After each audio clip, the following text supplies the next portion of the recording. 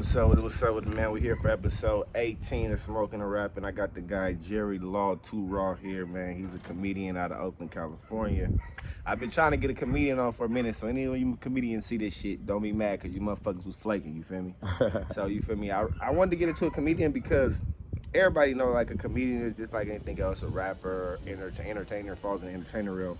But I feel like comedians, like it takes you to become a household name to actually start achieving, like, see, in music I feel like you could be like not hella big but already be getting like 2,500 Yeah, a show, you feel me? absolutely. But see, a comedian, you probably gonna be like getting your name up there, but it's still only like a couple hundred to book a motherfucker and shit like Yeah, that, absolutely. you If that. feel me? You feel me? So it's like pretty much I wanted to know like what made you even say from like a kid to now, like what made you even think you could be a comedian and shit like that? Okay. What made me think I could be a comedian was a few things. First of all, when I was younger, I was always told that I should be a comedian. You hecka funny. Yeah, you should be a comedian. I heard that throughout my childhood. When I got older, I heard it. And what made me believe I could do it, I had a radio show. I was at Chabot College, had a radio show, and it was 6 hours on the FM channel, so I had to be clean. And I would invite a lot of different artists, rappers, whatever, and they'll come. I'll interview poets. You know, I just give people opportunity to get on the radio and sharpen that up for when they go, you know, get on the bigger names, whatever. Yeah. So we schooling. You know what I mean? We working, and so I had to be clean. So what happened Clean was meaning I would like do no cussing and no shit, like- cussing, because you can't cuss on the air. FCC, you get fined. You get your radio station took. We didn't want to do that. And what happened was the people, it was like, man, you hecka funny. So we couldn't even get through like the interviews because they'd be laughing. They'd be like, dude, is you a comedian? I'm like, nah, man. You know what I mean? So then I interviewed this guy, Mikey J. Starks, and Ben, and there was another buddy that they had, and I interviewed them, and they did comedy. And they were doing comedy, and they told me, man, you funny. You got to try it.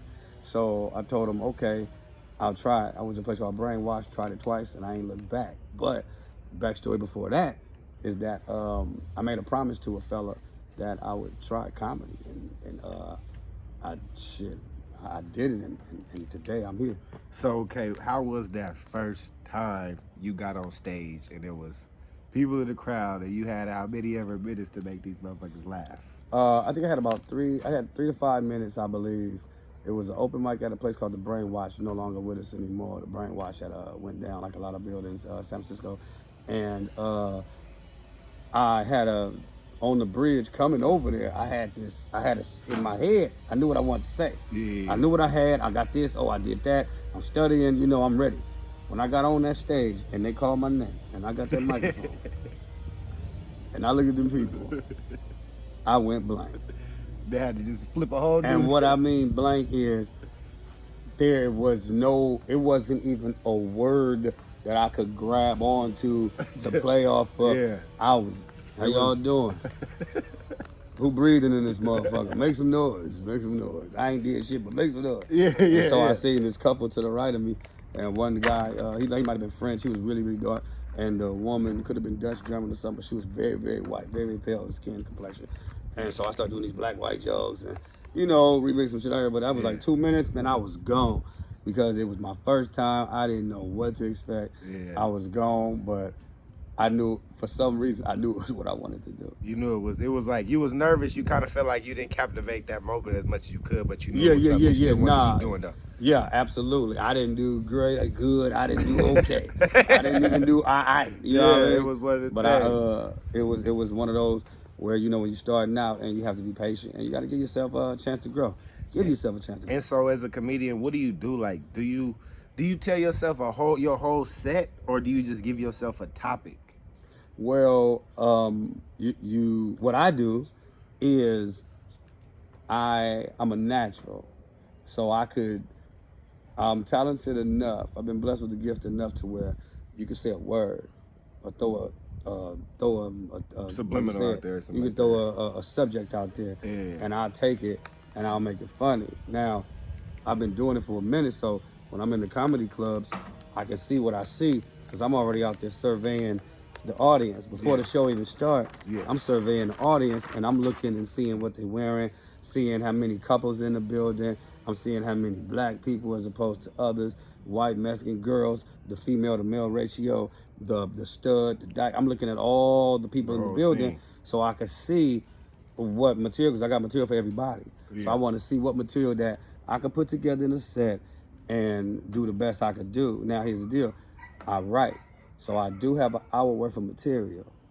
But what I do, sometimes I go off script and I'll see something and it'll make me go to, say somebody's walking from the bathroom when they fart. I'm like, oh goddamn, the show that good, huh? You know what I mean? Like I throw something out there, and then I'm like, oh, you couldn't hold it. You couldn't hold it. It's gonna come out your mouth or your ass, one or the other.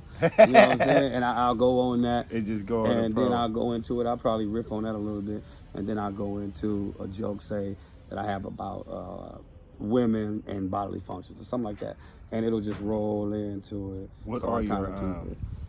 like, what would you say is like a go-to joke for you that you feel like, say, if you're on stage and you really, the crowd, you haven't got the crowd's full attention yet, but you just kind of like a joke in your back pocket that you kind of know if, okay, I can go to this every time. It's kind of gonna get them off that, you know, it's gonna get them in the mood.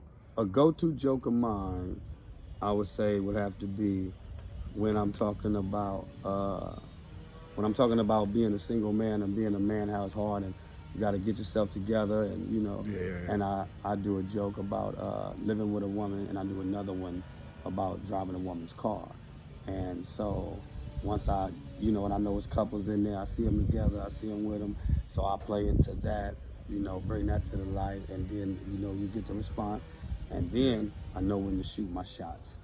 I'm like I said, because I write, I have jokes, I got material. So I can draw from all my material at any given moment and throw something out there. There are other times when I go off the cuff and I ride that until I can't ride it no more, and then I get back into my tried and true. I feel that. Like that. As being a comedian, who would you say, like, old comedians, new comedians, who would you say are like comedians that you probably could say that you go back and watch to, like, study? Or you could, new or old, like people that you say you watch to kind of say like, okay, this motherfucker is like one of the top motherfuckers out, or even if they not a top motherfucker, they just funny to you, and you feel like you like what they do, and you kind of like, not like you watch them to bite their style, but more or less you study from them, like, okay, how does this motherfucker do what he do to get the crowd into it, or how does he do his scenes and shit like that, you know? Well, for me, I was blessed. In fact, I was hella blessed. I didn't actually have to watch the comedian on YouTube or their videos. I could actually see them in person. See, so what I started, you know, and that's dangerous as a comedian when you're watching your favorite comedian. Because what happens is you remember what they're saying, and you begin to almost mimic them. You begin to sound like them. Earthquake, that's one of my favorite goddamn comedians. Man, pound for pound, the brother is hilarious. Richard Pryor, some shit like that. Richard is the Godfather. We all know that. Dick Gregory, Paul Mooney. The list goes on and on with the greats. You know what I mean? But for me, in my era, I love Martin Lawrence. Love Martin Lawrence. Martin Lawrence used to get the party started. Oh my God, that's what made me wanna. That made me wanna be a host. But I also figured out that I get more gigs at a faster pace by being a host as opposed to trying to be a headliner. Because sometimes with these crowds, these people come to comedy shows repeatedly. If you make them laugh once, they'll come again. But if you're local and you're doing the same jokes at the same spot over and over and over, you're gonna crash. Fall on deaf ears eventually. You're gonna crash and burn because they heard it all. You know what I'm saying? So now you gotta get out your city. The new people, they're gonna hear it, but you gotta keep it new, keep it fresh. So you want to try to do something new all the time. But again, listening and studying your comedian, it can fuck you up. It can mess you up. You know what I mean? It can have you doing their mannerisms, doing what they do. You know what I mean? Because this is what you're doing, so this is what you're learning. So you have to find your voice. It's what we call it in comedy. When you get your own, you got to find your voice. And that's when people be like, oh, that's Jerry Law. That's Jerry Law too raw. He hella funny. Well, what he talking about? Man, he be talking about dudes getting their shit together, talking about him in jail, all kind of shit, man. He hella funny. He talking about his son, Chuck E. Cheese. You know what I'm saying? I got a Chuck E. Cheese joke that, you know, that did very well. You know what I mean? That, I seen your son. How the hell, what'd you feed him, man? How you get the arms like that, man? Man, that's in his genes. That's in his DNA. He said it's in his genes. That's in his genes. That's in his DNA. He came out like that, huh? Yeah, he did. He got the brand new version of me. You know what I mean? He got his mother in there. How is it balancing the fatherhood in trying to chase your dreams of being a comedian? It's difficult. It is. It's very difficult. It's difficult because your son requires things, Yeah. and you have to be able to provide that. Chasing your dream, you might have a show in Los Angeles at the Hollywood Improv in Hollywood. Your son might need some things. Now, this show ain't gonna pay you no money to take care of him in no way, means, form, or fashion. You ain't gonna make no money from that. You're just gonna get some good promo from it. You're gonna get known. You're gonna feed into what you're doing. Then you got the mother. Then you got the family around. You got everybody else, and everybody's looking at you, and they like, your son needs this, but you out here doing this. So they don't understand that sometimes. Yeah. And so you have to juggle. You have to kind of get it 50-50, where, you know, like for me, he need clothes. Woo!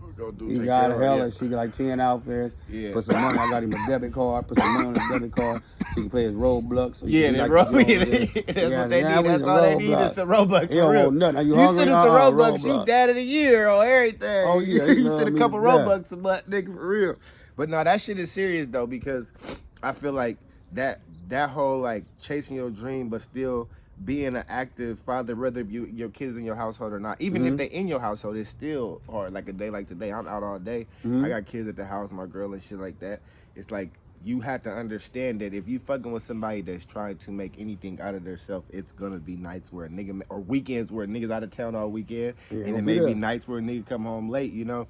But I feel like that's why it always takes a certain child and a certain woman to understand that, you know. Absolutely. To not be like complaining and nagging a nigga about it all the time. When And it's taking like, it personal. Yeah, because it's like at the end of the day, yeah, I may not be famous right now, but it's kind of hard to find anybody that can say I just started something and it just boom, I'm on. This, you know what I'm saying? That shit don't happen like that. Like they said, the only motherfucker that recently that did some shit like that is Lil Baby.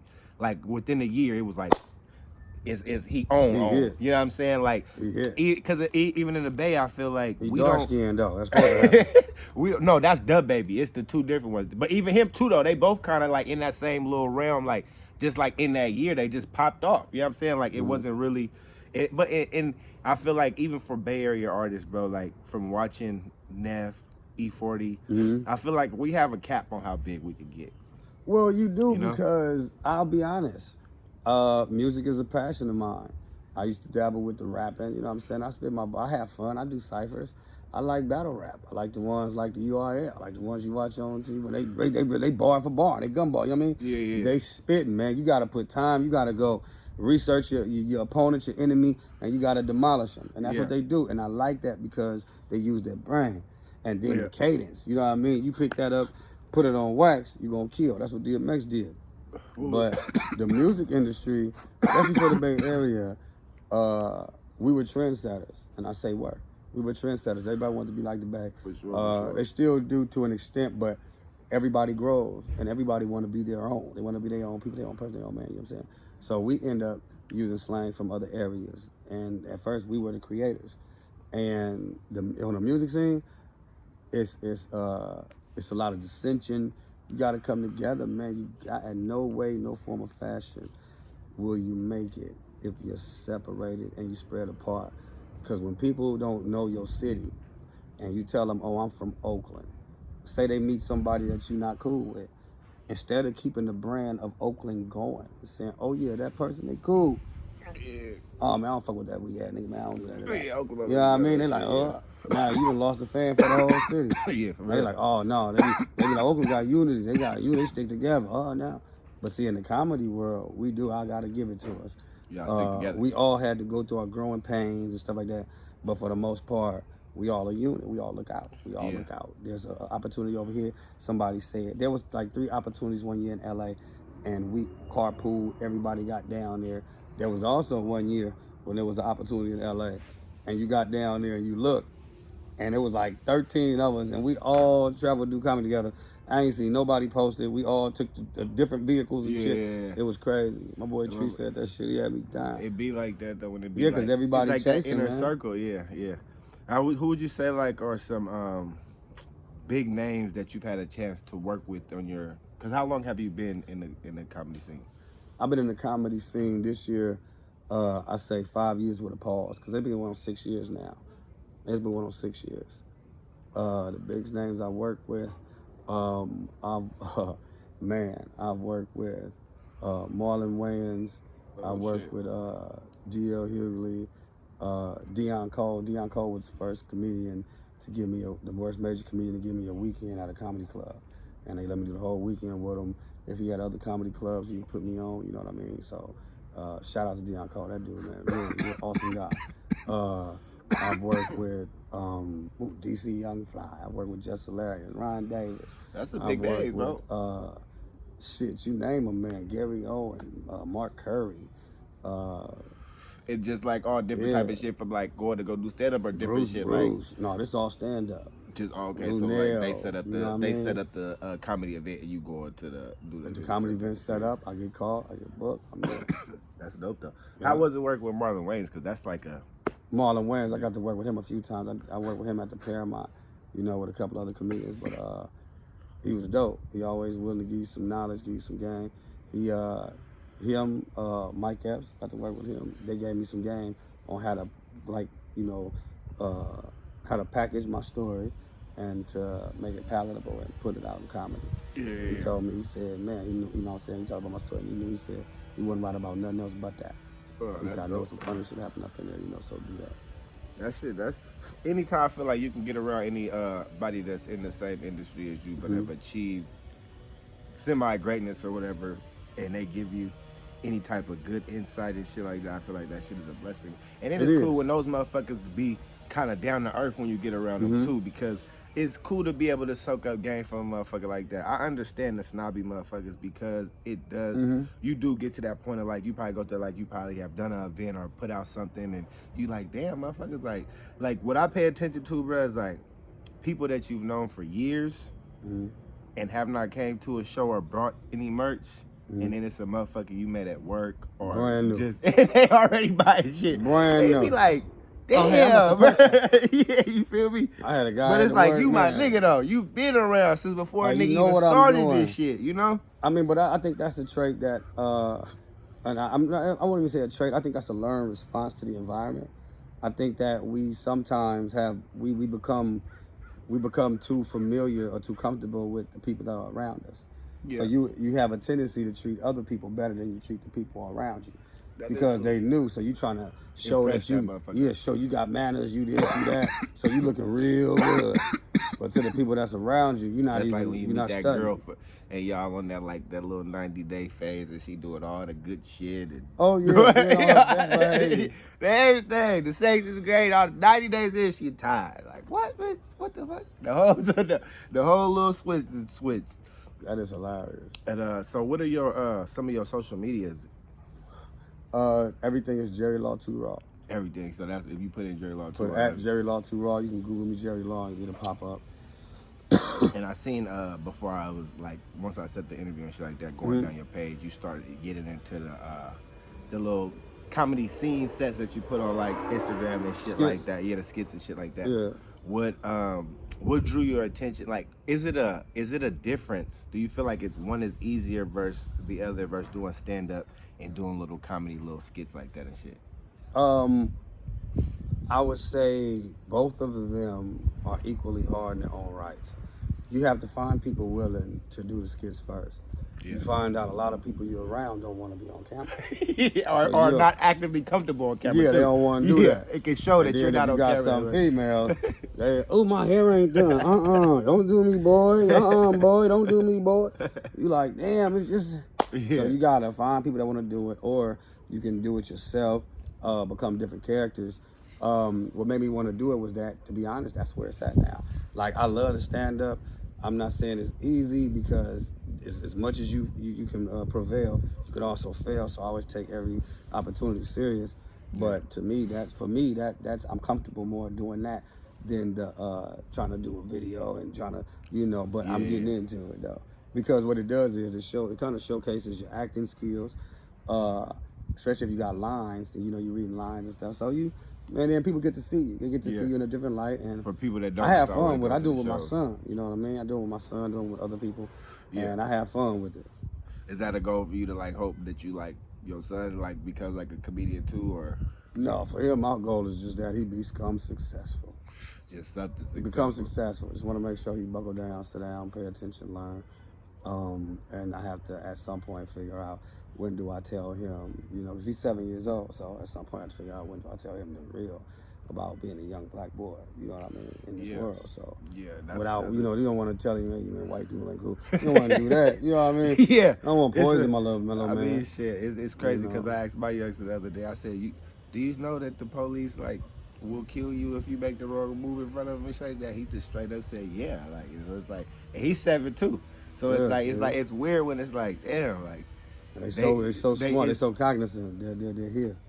They know, here. you know They're what I'm real saying? smart. But that's I want to get into that a little bit. Like, have you ever, with all the shit going on in the world, Black Lives Matter, the police, have you ever been on stage and got into making jokes about shit like that? Of course. And Of course. How, like, have you, what were people's response? People's response are, they're ready to, the people who have BLM stickers, posters, flags, and, you know, they're with the Black Lives Matter. Yeah. Everybody that's, you know, everybody that's with that, they can laugh about it. But it borderlines on race. Yeah. So when you're a comedian and you're on stage, you really, unless you're very fucking good at it, you really don't want to touch race too much if you don't have nothing, a real funny joke. Yeah. Because It can be race perceived wrong, basically. very fast. Yeah. Very fast. It's all You would a know racist or not. instantly Yeah. when you made the fuck up wrong turn. Cause you'll be on there, yeah, man, you know, man, I was smoking weed, man, I got so high, I sat on the TV and watched the couch, nigga, you know, something crazy like that, whatever you saying, whatever. And then you be like, yeah, man, white people be. yeah. They be like, the follow up to that gotta be They proper. be like, they look at you like, huh? Like, we was with you, but now is you racist? You know what I'm saying? Because when you black, especially when you dark skinned, anytime you hit on race, the only thing they see is the angry black man. Yeah. So they think, and I'm bald too. Oh my God, I look like every civil rights leader nigga in the last 30 years. Like, whoa, like it's crazy. And so you gotta be careful on the topics. But as a comedian, you can say what you want to say. Don't get me wrong. I'm not saying you can't say what you want to say. Me, I just choose to write my material in a structured in a style that it's for everybody. Yeah, you know what I mean? I It's want for to say, everybody. wasn't it like, didn't they have a phase like with like the maybe like the late 90s or in the 90s or something like that where like became a phase of like maybe comedians were too vulgar? I guess you could say that. It was, you know, it's real. It's raunchy. It's the comedian is the person that says the things that people want to say but don't. Yeah. But in this era we live in now, everybody popping off. Yeah. Everybody's popping off. So it's And that's already- not always a good thing. The comedian also has almost a funny lecture, if you will, about politics, about their lives, and heavily what's going on today. Yeah. You know, like to Breonna Taylor. You know what I mean? That's vicious. Yeah. That's vicious. That's one, and it's They charge a nigga for shooting in the walls, not for shooting into her. Man. You see what I'm saying? That's vicious. Ahmaud Arbery. That they hit him with the car and then popped him. You know what I mean? Like, that's his brother that should have had a gun. Yeah. I think if he'd have been strapped, shit would have been different. Would have been. You know but what then I it's mean? like, it's I feel like It's I'm, only a problem when the black man decides to protect himself. it is, but then I also feel like as blacks, we also do have to get into the whole stop saying Black Lives Matter when a white or other minority kills a black life. I agree with I you. feel I like know where you're going with we that. do not, like, I'm one of those people, bro. I swear to God, I support Black Lives Matter, all that shit. But I do I feel feel like you. as black folks, y'all don't go march when it's killing in the hood, and y'all don't, you know what Like, I'm they saying? killed Breonna Taylor You know? way out yonder. Recipes, shout out to her family, you know what I'm saying? Show love. But they're marching out here in Oakland, downtown. Yeah, you know, it's just. And then when somebody around the corner get a video put up, you know, he done got tapped out the That's game. it.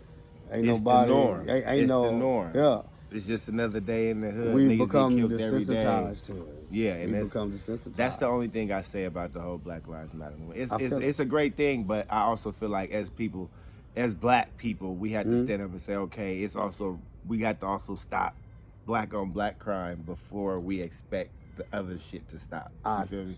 And you know what? I put my hands That's up. just my take on it, you know? I put my hands up like every other brother that got shot for nothing. Shit, you gotta, that's just... Look, I agree with you. Yeah. We do have to address that. I agree with you. We do, bro. There's no way that they're gonna love us and look at us different before we love each other first. Yeah, and here's the deal, though.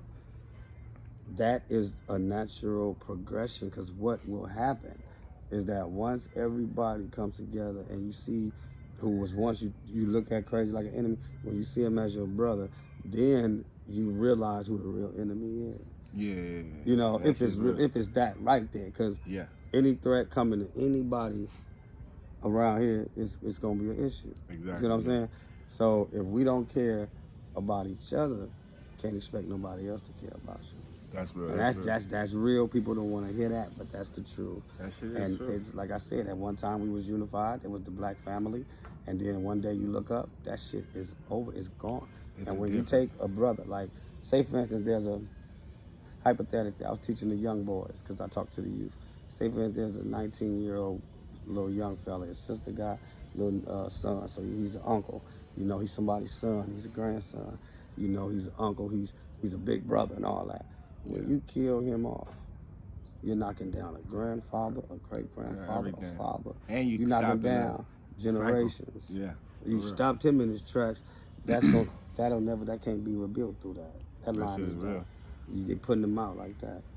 The one last thing I want to get into before I get to the end was I was watching a Def Comedy Jam segment one time, and it talked about how women in comedy, how it became, when they first got into the comedy scene, people were kind of like disturbed by their jokes, you feel me? Because they'll make jokes about like niggas' dicks or, you know what I'm saying? Like, like shit like that or whatever. And so like kind of like anything else, kind of like how the music is right now, like it takes people like a minute to kind of understand that women can kind of rap the same way, because like, you know how they say the thought music is and all that shit now and shit. So I said, like, what was your take on that? Like when women first got into the comedian scene and shit like that, did you feel like they should be having jokes that was more like housewife jokes, or did you think the whole like vulgar jokes was what made women stamp in the comedian scene and shit like that? Okay, I'll give you a two-part answer. Part one, comedy is about whoever on stage, that's their perspective, they're giving their voice. Yeah. So when a female's on the stage, a black female who grew up in the inner city, ghetto, whatever, when she's giving her perspective, same as a rapper, talking about popping pills, Xannies, and drinking lean, you paying money to go to sleep, motherfucker. Okay, what's going on? You know what I'm saying? The same way they rap about the drugs, rap about the women, rap about that. That's what a comedian is doing, but it's without all the fluff. And you see the person, and she's telling the story. Yeah. What happens is it was taboo for you to say, like tattoos. It was taboo for people to have tattoos, talk about sex. Yeah. But if you black and you grew up in a black, raised with a black mama and a black family, your mama and your grandma and them, they gave it to you 100% real. They gave it to you raw. The Lou Nails, the what's her name, Adele Givens, you know what I mean? The Miss Lauras, the ones that give it to you raw. You know, like today, the Nashima Ford, the one that give it to you raw. It'd be like, oh shit, did she say that? You know what I mean? That's what comedy is. You have to ask yourself, the second answer to it, who has a problem with it? Yeah, other people who would probably don't. Our people don't have a problem with that because that's how we understand get our point across, and it be laced with real game about black people do better. Anytime somebody comes to the forefront with a package of black people, you gotta do better. Let's stick together. They get either shot and killed, Martin Luther King, Malcolm X, Medgar Evers. I can go on forever. Yeah, for real. Or you got to be kind of secretive about the way you got to move like that. You know what I mean? Do it for real, like, look at it right now. Look at the politics right now. They want you to follow behind rappers. A rapper is a rapper. He raps. Let that fucking motherfucker rap. Exactly. You feel me? He ain't no goddamn politician. That's the new We got age black slavery, people bro. that went to school for that.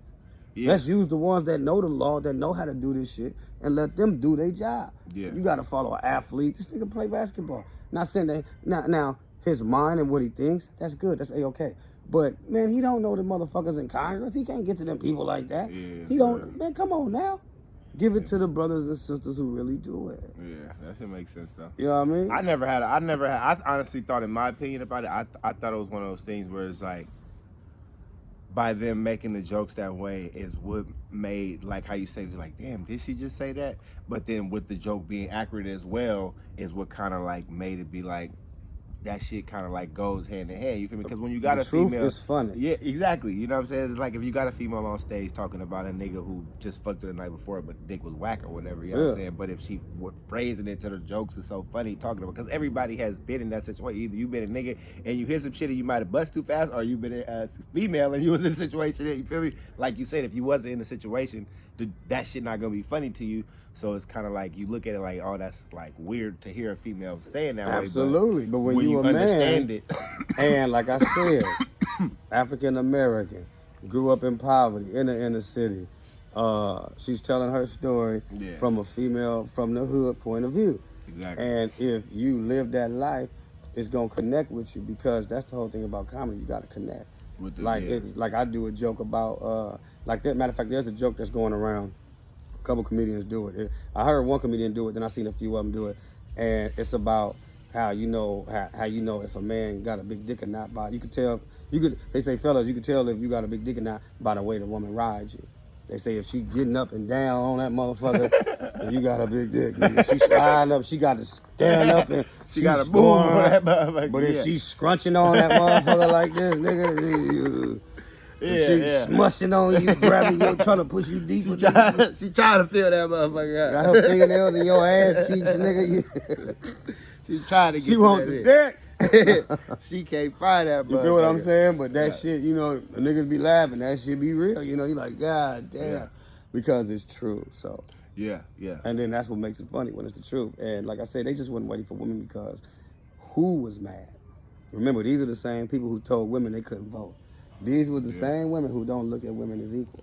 Yeah, you gotta understand. Always look at the source of where this shit come from. Yeah, and then you get a B, because he who has the gold makes the rules. And during that time, the whole how a woman should be magnitude was really different. Oh yeah. It was like it's crazy how it changed roles, because it got to a point now where if you kind of like, you gotta kind of have a happy balance in where a woman is now. Like she ain't gonna be 100% into no house shit.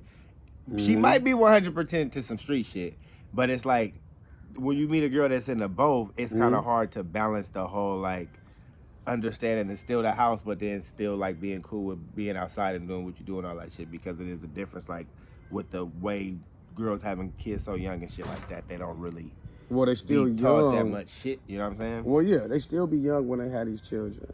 And what happens is, they used to say babies having babies. A girl will be young, she would have these children, so now she has been pushed into an adult role. Yeah. But she's not ready for that. But she has to tackle it, because why? You had the baby, that's your shit. Exactly, yeah. So she gotta learn on the fly how to get along with this child. So she still wants to be young and kick it. She meets another fella. She think he gonna be there for her. He whisper sweet nothing. She have another baby.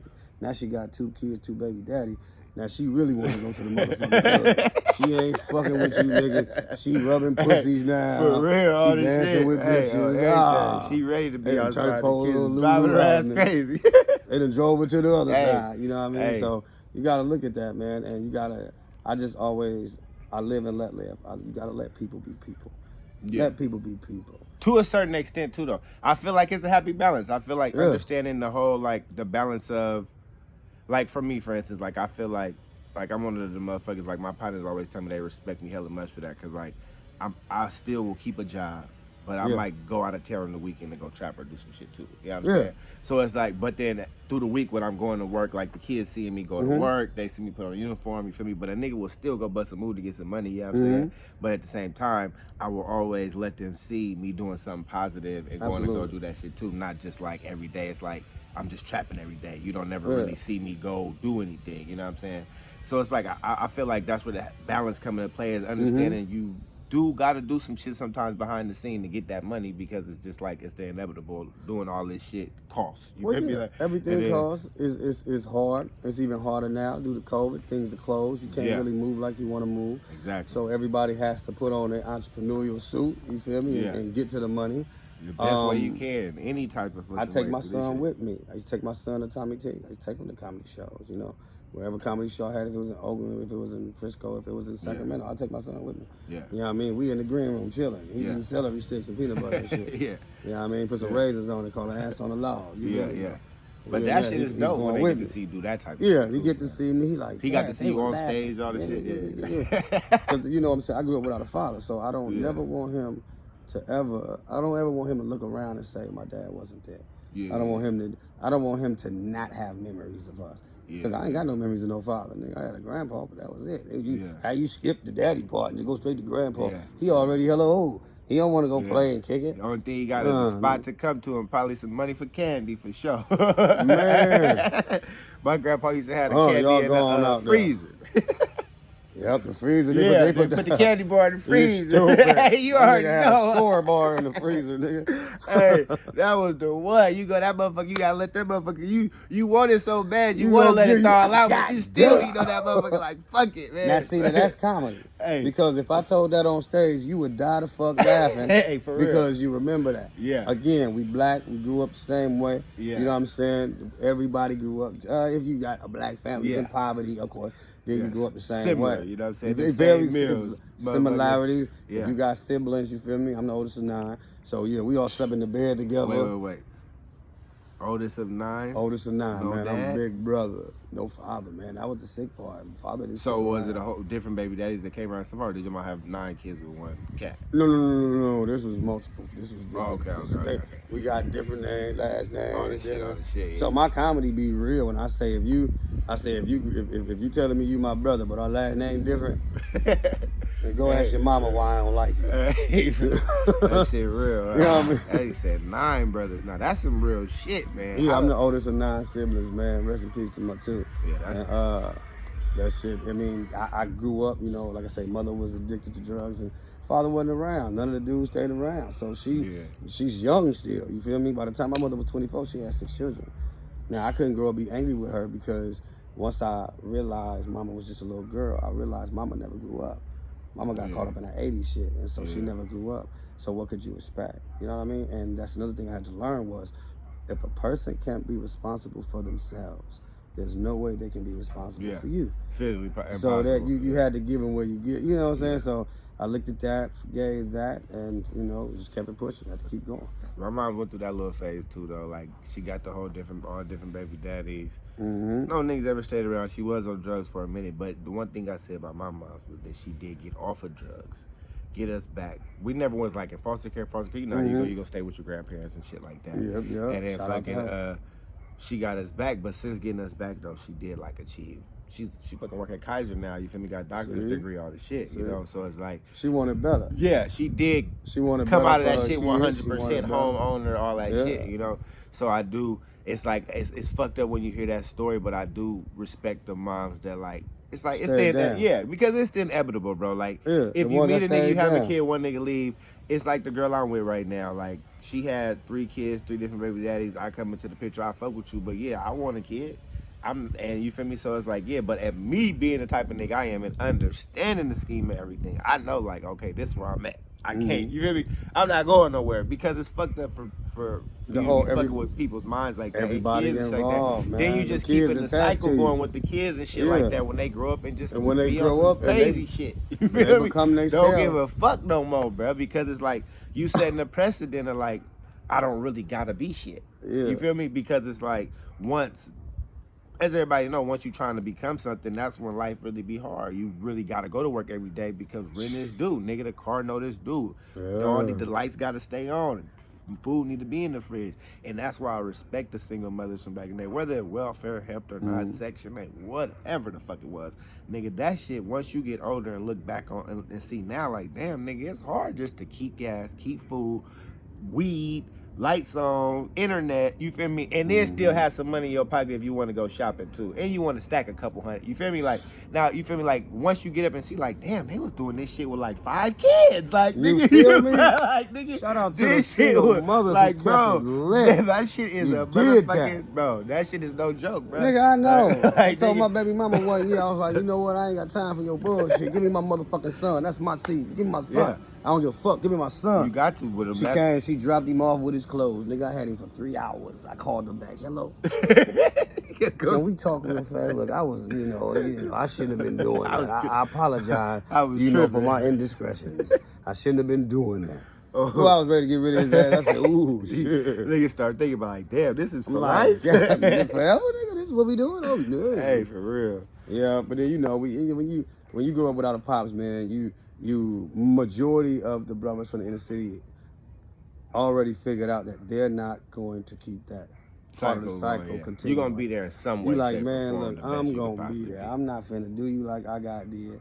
I'm gonna be there, and that's the one thing my son, he knows that, so I love my That little shit is dude. I love my. That shit is real. You can get the people to your main Instagram one more time. Well, he said everything is Jerry Law and shit like that. But Jerry Law 2 Raw, Jerry. no spaces, no nothing. None of that.